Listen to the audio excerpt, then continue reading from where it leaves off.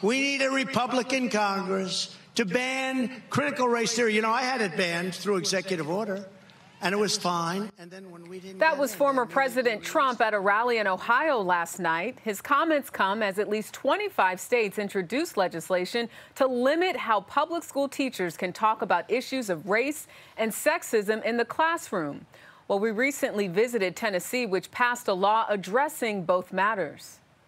From the political arena, critical race theory is bigoted, it is a lie, and it is every bit as racist as the Klansmen in white sheets. To school board meetings, the battle over critical race theory continues to heat up. Tennessee is among several states that recently passed GOP-championed laws banning the teaching of certain concepts dealing with racism and sexism. Nashville fifth-grade teacher Brittany Paschal now finds herself in the middle of a nationwide debate. I think that it's an assault on the craft of teaching to tell educators who do this every day, who go into classrooms every day and do the hard work of teaching, that they are not qualified enough to make the decisions that are best for their students.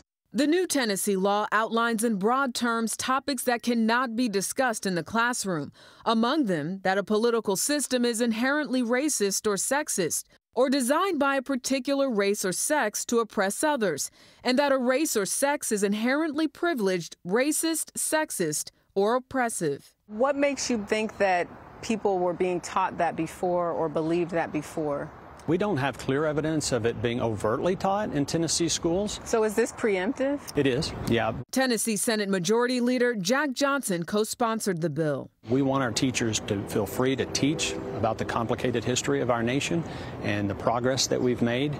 And I think that inequities that exist in society, there's probably a myriad of reasons that they exist, and I would think that a teacher should be able to talk about. But racism is a big one. Perhaps.